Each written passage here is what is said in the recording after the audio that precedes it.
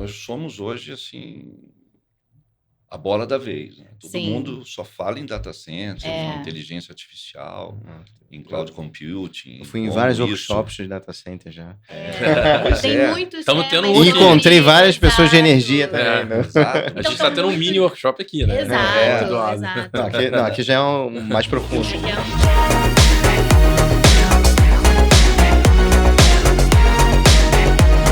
Sejam muito bem-vindos ao Boldcast.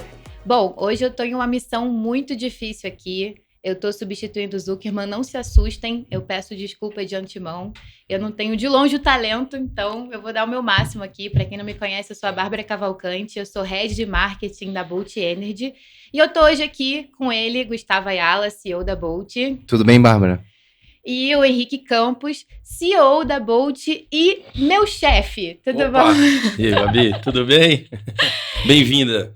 Brincadeiras à parte, a gente fez toda essa apresentação e preparou esse episódio para receber ele, que tem mais de 25 anos de experiência no mercado de telecom, tem experiência com a Kellogg, Columbia, Berkeley, está desde 2005 na Equinix e é atualmente presidente da América Latina. Muito bem-vindo, Eduardo. Prazer estar aqui com vocês. Espero responder todas as questões e debater um pouco o setor de energia e data center aqui. Obrigado, Eduardo. Bom, a gente estava conversando agora há pouco, né, que infraestrutura digital é um tema que pode parecer um pouco distante para as pessoas que não estão no mercado de tecnologia, né? Então, quando a gente fala de infraestrutura digital, data center, cloud, a gente está falando exatamente o quê? O que engloba a infraestrutura digital? São várias coisas, assim. A gente pode fazer várias analogias aqui, mas quando a gente fala de uma estrutura digital, basicamente a gente está falando de todos os insumos que as empresas têm que suportam as soluções dela. Então, se você pegar um e-commerce, ele precisa do quê?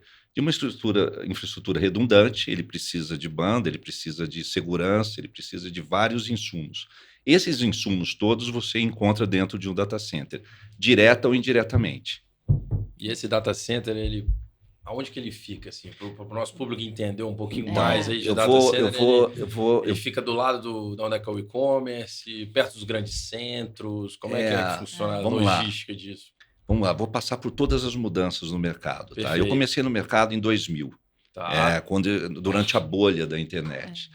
E assim, os gurus diziam que em 2000 em si, os gurus da internet diziam que em 2005 ninguém mais frequentaria os shopping centers, todas as compras seriam online. Verdade. Isso, É verdade. nessa época, eles falavam isso e vendiam isso muito caro, inclusive, essas consultorias. Sim. Obviamente que isso não se realizou. De lá para cá, o mercado passou por várias mudanças. Então, nós vendíamos naquela época um servidor, um spot, um espaço no rack, com 256 kbps de banda por R$3.000. Perfeito. O mercado comprava Sim. isoladamente essas soluções. Sim. De lá para cá, o mercado passou por algumas mudanças. Aí começaram a abrir um pouco mais o espectro, as empresas entenderam que elas precisavam melhorar os preços e melhorar a atração do mercado para o data center, e foi mudando. Porque eu não sei se vocês lembram, alguns fecharam e alguns sobreviveram. Sim. Em 2005, o mercado começou a tomar uma realidade diferente. E aí nós começamos a construir ecossistemas de negócio dentro dos data centers. Bacana. Tipo de um marketplace, só que a gente chama de ecossistema, onde você tem o sell vários side, produtos, assim. Isso. sell side by side, com vários produtos, e não exatamente o data center fornecendo todos os produtos, mas fazendo com que as empresas que estavam ou estão dentro dos data centers, elas troquem produtos ali dentro. Perfeito. Bom, então, conceitualmente, os data centers foram criados para abrigar as carriers, ou seja, as operadoras, as empresas de conteúdo, e-commerce, etc. Depois, a Equinix foi pioneira nisso no mundo. O que ela fez? Ela enxergou uma oportunidade muito grande de criar uma atração com as bolsas de valores. Ou seja, ela se instalou perto das principais bolsas de valores do mundo e ela criou o que nós chamávamos de o ecossistema financeiro. Ou seja, ela atraiu os nós de redes das bolsas para dentro dos data centers, para que as corretoras ficassem dentro dos data centers e interconectassem as bolsas. E dando velocidade de trading para todo mundo ali. Né? Exatamente, Exato. para comprar e vender, como era feito manualmente há Sim. anos atrás. Depois ela enxergou o mercado de meio de pagamento, ou seja, ela atraiu as empresas de meio de pagamento para dentro dos data centers. Em contrapartida, vieram os retails, ou seja, Casas Bahia, Ponto Frio, etc., para ficar perto dessas plataformas de meio de pagamento. Sim. Depois vieram os cloud service providers, que iriam acabar com os data centers. Cloudification, isso. Não acabou. Decididamente, os servidores não ficaram voando por aí. Eles precisavam estar dentro de um data center. O que aconteceu ali? A gente atraiu o que nós chamamos de access node rede, dos cloud service providers, onde as empresas que estão alocadas dentro dos data centers, elas interconectam os nós de rede e compram insumos das clouds, da Amazon, da Microsoft, de todos os outros que estão instalados lá dentro. Aliás, a Equinix ela tem 60% dos nós de redes dos principais cloud service providers do mundo dentro dos data centers dela. Então, isso gera muita interconexão. Aí vieram os subprodutos e outros sub-ecossistemas dentro dos data centers que nós construímos até chegar à inteligência artificial. Caramba. É que a gente vê que a inteligência artificial tem movimentado muito, né, esse tema de data center, principalmente agora no Brasil, né? Muito. Tem sido tema recorrente. Como que você vê a Equinix se posicionando com esse tema tão recorrente de investimento em data center com essa insurgência de inteligência artificial? Então, isso vai mudar um pouco o conceito. Assim, se você pegar o conceito de inteligência artificial, ele vem através de uma NVIDIA, mas ele vem também através dos provedores de cloud. Sim. Então, o perfil de consumo vai mudar drasticamente. A gente falava de uma média de 12 kVA por rack hoje. Sim. Isso aí deve saltar para 40, 50 por rack numa aplicação assim bem tímida. Então, o nível de processamento ele aumenta com essas GPUs. Em contrapartida, o consumo de energia aumenta drasticamente. Aí tem um grande desafio atrelado a tudo isso, que é sustentabilidade. Como é que a gente vai tratar esse tema daqui para frente? Sim. Aí eu acho que os dois respondem melhor do que eu, mas eu posso ajudar depois. Eu estava vendo que às vezes é 1:20 o consumo de energia. É isso aí. Dependendo da aplicação. Agora, e o DeepSeek lá, uma startup chinesa que até então ninguém sabe quanto de consumo de energia que ela vai ter. Mas eu fiquei pensando, será que vai ter esse consumo todo de data center, de consumo de energia elétrica? É uma resposta de alguns milhões de dólares, ou bilhões, ou trilhões, talvez. Mas eu acho que ela vai buscar conteúdo ainda nas empresas nas principais empresas como a NVIDIA. Sim, entendeu? É um agente instalado ali que vai buscar conteúdo. Então não há uma resposta ainda. Eu acho que o mercado se assustou. Eu acho que faz parte da especulação. Não é 8 nem 80. Porque, assim, na verdade, não houve uma resposta contundente até agora. O que a gente sabe é que o mercado estabilizou de novo e a gente vai procurar entender isso melhor. O fato é que os data centers, eles, de uma maneira ou outra, eles vão ser a plataforma para que tudo isso aconteça. Sim. Um pouco mais de consumo ou um pouco menos de consumo, mas fatalmente eles serão. Então não há nada que você crie hoje, pelo menos não está no nosso radar, que diminua a tração entre os data centers e as soluções de inteligência artificial. Assim como a gente vai continuar tratando com as clouds ali dentro e vendendo serviços, e todos os outros provedores de serviços, seja para o mercado financeiro ou qualquer outro setor da economia digital. Sim. Na verdade, o que eu também refleti sobre isso, porque eu acho que os sistemas vão ficar cada vez mais complexos, né?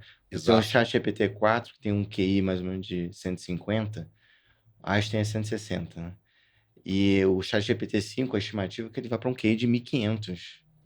Então, assim, vai ficar mais complexo. E o mercado não está maduro ainda. Exato. Então, assim, vai passar por várias mudanças daqui para frente e a gente está assistindo ali na janela, entendeu? Para ver o que acontece. Para ver o que vai acontecer. O fato é que a gente já começou uma parceria muito forte, inclusive com a NVIDIA e com todos os outros provedores. Legal. Essa parceria pública, eu posso falar aqui. A gente tem desenvolvido algumas soluções juntos com a NVIDIA, inclusive, que vão agregar a nossa plataforma de serviços. E a gente espera trazer isso para o Brasil em breve. Ai, muito bacana. Antes da gente entrar justamente em sustentabilidade por conta do consumo de energia, eu acho que vale a gente explicar por que um data center consome tanta energia. E aí eu vou perguntar para os universitários aqui da Bolt. Por que um data center consome tanta... Agora. Ah, não! Então, para os professores da Bolt, por que um data center consome tanta energia? Eu acho que vale a gente explicar para quem está assistindo antes da gente entrar nas medidas da Equinix. Acho que o Eduardo pode falar com muito mais propriedade, mas eu entendo que você precisa resfriar os computadores. Então, um grande ponto aqui é o resfriamento dos computadores. É muito atrelado a isso. Quanto mais processamento, mais consumo. Sim. Processamento 24/7 ali, não tem jeito. Isso aí não para, tá? Não para. Se você passar no Réveillon, lá vai ter gente trabalhando e vai ter gente e as empresas processando. Sim. Você pega, por exemplo, o setor de petróleo, há uma empresa que é nossa cliente e ela trabalha no pico alto processamento, porque ela está prospectando e a base de dados que ela prospecta vai todo para o data center e é tratada lá dentro. Se você passar do lado no pico, é um barulho parece um chão de fábrica. Sim, agora melhorou com outras soluções, mas é chocante o nível de processamento. Essa empresa ela foi disruptiva em relação ao consumo, porque nós trabalhávamos ali até então, na época, 6 kVAs, 5 kVAs por rack. Ela chegou e pediu 18. E você consegue acomodar dentro da estrutura dependendo do design que você faz dos racks, separação. Então, você usa mais espaço, menos densidade por metro quadrado, você acaba conseguindo atender. Sim. Mas, na época, os data centers não foram concebidos exatamente para ter esse consumo por metro quadrado. Obviamente que a gente tem uma área de design construction muito sólida e que conhece muito o negócio, é uma área global. A gente tem uma pessoa aqui no Brasil, o Peter, que conhece muito e a gente conseguiu absorver a solução dessa empresa de oil and gas, de prospecção de petróleo. Mas, assim, basicamente, as GPUs elas vão conseguir consumir o dobro ou o triplo de uma solução como essa. E vão demandar soluções como liquid cooling e outras diferentes que estão vindo. Ainda não chegaram no Brasil com muita força, mas eu acredito que nos próximos 2 anos a gente tenha que reinvestir em infraestrutura para adequar as nossas soluções para receber esse tipo de aplicação. A gente está vendo... tem lido muito notícia, enfim, mercado, um movimento grande de data center vindo para o Brasil. Isso é uma lenda urbana ou isso não é uma realidade? É uma realidade, correto? Basicamente, há muitos fundos que estão investindo e estão buscando. Mas o que acontece? Deixa eu explicar tentar ser um pouco mais didático, porque o telespectador talvez eles não entendam tanto dos detalhes, né? Sim. A minha família até hoje não sabe o que eu faço. Pedir elevator. 10 segundos. Normal. Lá em casa é a mesma coisa. Até o trade de energia. Sem o nome em inglês. Minha mãe acha que eu mexo com energia. Só isso que ela fala. A minha nem isso ela consegue falar por enquanto. Mas aqui é difícil explicar. Sim. Você tem duas verticais dentro do mercado de data center hoje. Uma é o retail, que é o varejo, que é o que a Equinix é expert, onde você forma comunidade de negócios, ecossistema, marketplace, etc. E tem esse cross-selling. Cross-selling, exatamente. Onde tem os nós de redes das bolsas de valores, onde tem os nós de redes dos cloud service providers, onde tem as empresas de meio de pagamento. E assim, conectado com isso, você tem as empresas de varejo, você tem os bancos, você tem as corretoras, e você tem o mercado enterprise em geral. Ou seja, quando eu comecei nesse mercado, era impossível você ouvir falar do agrobusiness dentro de um data center. Hoje já é uma realidade. Caramba. O agrobusiness inteiro, raiz, etc. Assim, empresas conectadas com petróleo, etc. E várias outras verticais lá dentro estão dentro dos data centers já. Isso era impossível nos anos 2005, ali, 2004, etc. Hoje elas estão e são grandes compradores de insumos de data center. Então, o que acontece? O mercado passou por uma mutação de novo nesse setor. Hoje, ali, você compra e vende insumos dentro do data center, então tem um sell side, buy side. O outro setor são os nós computacionais, e que a gente chama de atacado, hyperscale, que são data centers que são feitos somente para um cliente. É um build-to-suit. Build-to-suit. Eu construo para você e você põe seu processamento todo lá. E lá você não vai transacionar. Ou seja, aquilo lá é só processamento que vai interconectar o processamento com o nó de rede que ali é o core onde transaciona. Então, eles não precisam ficar em áreas extremamente interconectadas. Eles podem ficar no interior de São Paulo, eles podem ficar no interior de qualquer outro estado e não necessariamente próximo às áreas metropolitanas. Então, você tem dois mercados. Ponto, né? O que a gente viu uma proliferação e está vendo um crescimento muito grande é desse segundo setor que eu citei, dos hyperscalers, que é assim, os fundos, investimento em real estate pesado, em construção, e assim, você tem a pré-venda feita antes da construção. Sim. Então, vou lá, vendo e construo. Perfeito. No meu, eu construo e vendo. São diferentes. Apesar da Equinix estar dos dois mercados, nós recentemente recebemos um aporte muito grande, 15 bilhões de dólares lá nos Estados Unidos, para investimento nesse mercado na América do Norte. 15 bilhões de dólares, isso é público, por isso que eu posso falar também. Mas isso ainda a gente não trouxe muito. Para investir tudo infra nos Estados Unidos, na América do Norte. Na América do Norte, para atender a demanda lá que vem vindo. E isso deve vir para cá em algum momento. A América do Sul também. Também, Tá, América Latina em geral. Em geral. A gente vai investir também nesse mercado, assim, de uma maneira bem conectada com as nossas expectativas em relação aos clientes. Então, a gente não vai investir abertamente, mas quando for estratégico para a gente vai investir fortemente aqui na América Latina. E vocês veem o Brasil como um hub de energia sustentável e energia barata que funciona, encaixa bem no sistema de vocês. Né? Muito, assim. Se você...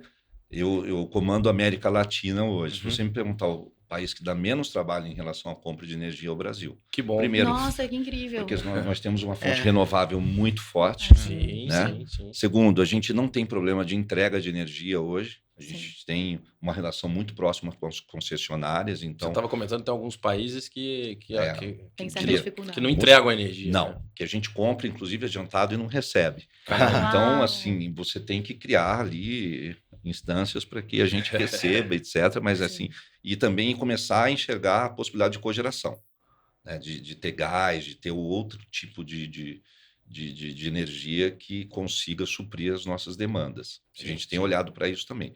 Mas no Brasil, o Brasil é muito conectado com as nossas metas de redução de carbono, de emissão de carbono, etc. A gente quer ser 0% até 2030, a gente está muito próximo, acho que a gente talvez atinja até antes, não quero criar nenhuma falsa expectativa, porque há países que a gente realmente não consegue ter a mesma atração. Não tem jeito. Não tem jeito. De infraestrutura mesmo. E, assim, e demora, né? Infraestrutura é um negócio que para você investir, assim, a gente fala assim, você não fala de menos de 2 anos, não tem nada de curto prazo que aconteça em 6 meses. Então, tudo demanda tempo. E a realidade do Brasil, ela é muito boa para isso, inclusive para o AI. Então, para você construir as fazendas ali de machine learning, etc., daqui um futuro muito próximo, não é uma realidade também, muito embora algumas pessoas falem nisso todo o tempo e vendem isso como uma realidade, ainda não aconteceu. Tá? Vai ter um tempo aí de maturação. Mas o fato é que eu acredito que este setor dos nós computacionais e dessas grandes demandas, por ter muita gente entrando, obviamente que vai passar por uma consolidação. Porque a demanda ela não está tão alta para a criação de tantas empresas. Então, eu acredito que a gente passe por uma consolidação aí nos próximos anos. Perfeito. Não diria agora, eu acho que tem uns 5 anos aí ainda de crescimento bruto. Ainda. Mas depois estabiliza e acredito que quem tiver saúde financeira permanece. Quem não tiver, vai procurar um comprador. Quais são os principais desafios dessa expansão aqui no Brasil? Então, acho que é tempo, né? Tudo que é construção civil demanda tempo e também investimento alto, né? A gente investe com caixa própria, a gente não... E o intercompany, então a gente traz a matriz que injeta dinheiro aqui, mas a gente tem geração de caixa já também, já é autossuficiente. E os desafios, eles são os básicos mesmo, é atender o mercado, entender o que o mercado compra e dar estabilidade para o mercado e dar estabilidade para os nossos clientes, nas nossas soluções. E tem financiamento de infraestrutura para isso? Olha, é provável que tenha, tá? Mas vocês fazem 100%? Não, a gente faz 100%. A gente não usa nenhuma fonte de financiamento local hoje. Mesmo porque o setor elétrico foi baseado em financiamento. Que é um project finance, então... Exatamente. Mas tem empresas, por exemplo, petroleira faz 100% equity. O nosso caso, não. A gente já gera, por exemplo, o Brasil é autossuficiente aqui. A gente, com a própria geração de caixa que a gente consegue tem na operação, a gente reinveste tudo. Sim. Então, para o Brasil é ótimo. Isso. E a Equinix distribui dividendos hoje para os investidores. Então... Mas uma coisa que eu vejo que o Brasil foi bom, assim, em termos de regulação do mercado livre, você vê que o mercado está abrindo ainda no Brasil. Esse negócio já podia ter sido feito mais rápido. Mas em termos de infraestrutura, o Brasil foi muito bom. Comparado a México, por exemplo, Paraguai, que tem a energia de Itaipu, só que você vai se conectar lá, você não tem infraestrutura para receber. Não tem distribuição. É isso. Esse é o Brasil de Aquiles. Tem geração, mas não tem distribuição. Exato. O Brasil fez um dever de casa bom isso. Há muito tempo. Com os leilões, etc. Exato, com a privatização de parte do setor. Isso a gente tem que elogiar. Isso aí a gente tem que por exemplo, agradecer, inclusive. Se você quisesse... bom, acho que um número grande, assim, 200 mega, que seria uma coisa América Latina. Se você quiser colocar, sei lá, 5 vezes isso no Brasil, o Brasil atenderia facilmente. Suporta. É isso. Suporta. Por isso que o Brasil virou, assim, a meta de a menina investimento dos olhos aí. Dos fundos de infraestrutura. Perfeito. E hoje, assim, se você quiser realmente construir um site de 200 megawatts, aqui você consegue. Você não tem entraves. Obviamente, você tem investimento na linha de transmissão, subestação, etc. Mas você tem energia suficiente. Exatamente. Sim. E a gente comentou que toda essa energia é um ponto muito importante quando a gente fala de sustentabilidade, né? Sem dúvida. Na Equinix, o que vocês estão fazendo com relação a esse impacto ambiental, uso de energia renovável, geradores que estão a diesel? Tem alguma iniciativa, alguma coisa relacionada a isso? A gente tem várias iniciativas. Assim. Primeiro, em relação à sociedade, né? À comunidade próxima. Eu achei isso muito bacana, a gente estava conversando, né? A gente tem alguns programas que a gente força que nós contratemos pessoas que ficam nas comunidades ao redor dos data centers. E a gente tem alguns programas muito fortes em relação à sustentabilidade. A gente faz captação de ar externo para jogar dentro do data center, que a gente chama de free cooling, e outras coisas que todos os data centers fazem. A gente tem um compromisso de ser zero emissão de carbono até 2030, isso aí é inegociável, isso aí é uma iniciativa que nós começamos no setor muito fortemente. Então, assim, é um compromisso muito forte. Os nossos executivos todos fizeram um curso em Harvard, inclusive, online, de sustentabilidade. Aluno de Harvard aqui também, Então, assim, a gente investe muito fortemente nisso. Um outro compromisso que a gente tem vários programas lá de crescimento de liderança feminina. A gente contrata ex-atletas. Então, a gente tem um compromisso muito forte com essas questões todas aí da sociedade. Isso achei incrível. E hoje no Brasil a gente tem 1.000 funcionários, para vocês terem ideia. Caramba. Uau. É bastante coisa. Nossa, muito grande. A gente, em 2005, quando a gente começou a Log, a gente tinha, sei lá, 30 funcionários. Assim, cresceu muito forte. Muito. Caramba. Incrível. E assim... Pequeno detalhe, né? Pequeno detalhe. Não, que bom. Você comentou um pouquinho sobre o crescimento da Equinix aqui no Brasil, né? E a gente falou muito sobre a mídia está trazendo muito esse holofote para os data centers, Sim. né? Mas a gente também tem que falar um pouco sobre a pressão regulatória sobre o consumo de energia também aqui e sustentabilidade. Como que você vê a evolução das regulamentações do setor de data center nos próximos anos? Como é que você enxerga isso também? Nós somos hoje, assim, a bola da vez. Né? Todo mundo só fala em data centers, em inteligência artificial, em cloud computing. Eu fui em vários workshops de data center já. Tem muitos. Estamos tendo E encontrei várias pessoas de energia também. Né? Exato. A gente está tendo um mini workshop aqui, né? Exato.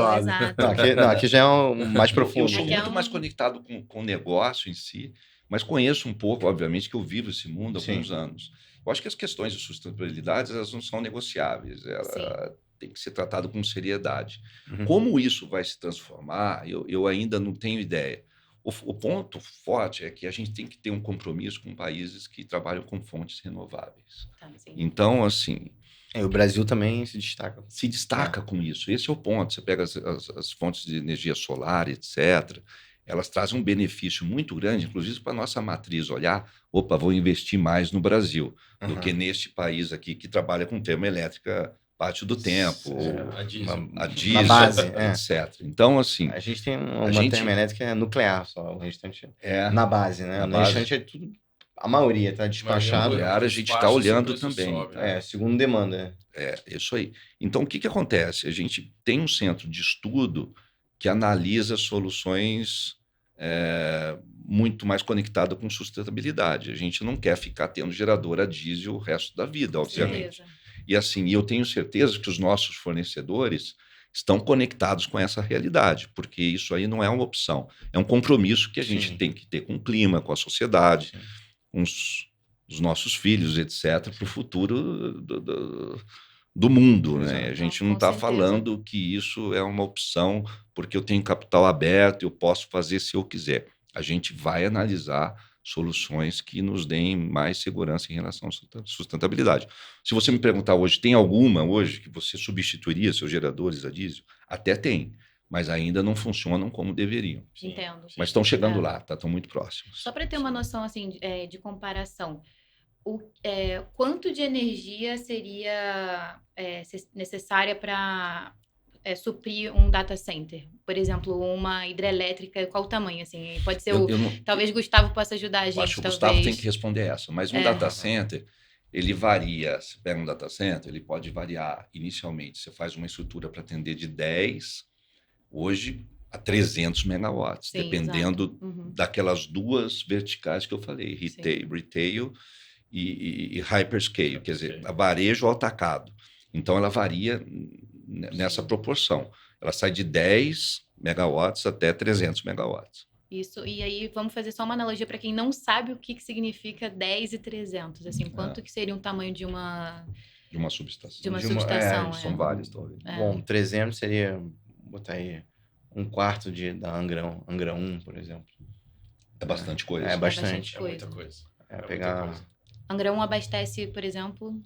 Abastece 20% do Rio de Janeiro. Olha o quanto de energia. Isso nos preocupa. Por isso é muito relevante. Essa questão de sustentabilidade, ela tem que ser tratada com seriedade. E não só pela gente, tá? Pelo governo também. Então, assim, tem que haver incentivos para pesquisa, para outras soluções. Por exemplo, gerador diesel, eu acredito que a bateria vai ser um substituto. Vai ser um substituto. Assim, já há testes de gerador fortes diesel, em relação a isso. E aí, exatamente, bom, tem a Equinix fazendo o papel dela, mas às vezes o governo tem que dar subsídio para essas novas tecnologias para ficar para estudos, para pesquisa, sustentável do ponto de vista econômico também, né? Exatamente. Porque hoje, você pega a base da economia, hoje ela é digital. Exato. Se os data centers sofressem um colapso, por exemplo, a gente não conseguiria acessar o celular e acessar um aplicativo, fazer um pagamento, uma transação, Pix. Não consegue acessar o banco. Então, na verdade, a gente não entende como é que as pessoas viviam antes, né? Exato. Cartas. Exato. Tira dinheiro do banco, hoje não precisa mais, né? Então, assim, o papel moeda vai sumir rapidamente. Eu acho que a gente está com os dias contados. Outro dia eu estava com um amigo um pouco mais velho falando que o pai e a mãe dele se conheceram, que o pai pegava a lista amarela, né? E ligava para alguém. Aí começou a ligar para uma menina. Ficou um ano ligando para a menina. Eu falei, não, isso aí pra gente é impossível, né? Isso é travando. Isso é outra... Isso é 1960, 1950. Assim, existem outras realidades. Assim, eu acho que o processo hoje ele passa também por uma educação muito forte, porque da mesma forma que a internet, o AI, o cloud computing veio para nos ajudar e para digitalizar a nossa economia, a internet hoje está cheia de bad guy ali, né? Então, assim, a inteligência artificial, o mau uso dela pode trazer estragos enormes. Então, assim, eu acho que a educação, na base da nossa educação, a gente tem que incluir uma matéria de educação digital. Digital em geral, né? Com certeza. Porque, assim, a gente hoje, algumas figuras acabaram, não existe mais o batedor de carteira, né? Agora os crimes são digitais. São digitais. Então a gente precisa prestar um pouco mais de atenção nisso. Hoje ninguém vai na porta do banco e fica te esperando sair. Sair do banco acabou. Acabou. Essa profissão... Você levava o dinheiro dentro do sapato, por exemplo, na Agora você tem que levar um outro celular, né? Exatamente, você tem que levar outro celular. Tem o celular do roubo também. Você esquece a carteira, mas não esquece mais o celular. Então, tudo que você faz está aqui dentro. Todos os aplicativos que você movimenta aqui dentro. Então, assim, o perfil mudou, né? O data center, uma dúvida. O data center tem que estar perto de um hub de fibra ótica? Como funciona? Exatamente, é uma boa pergunta. Então, eu vou voltar naquele conceito que eu falei. O retail ele tem que estar num lugar onde tem a facilidade de chegar das fibras óticas, porque ele depende de interconexão, ele depende de tráfego.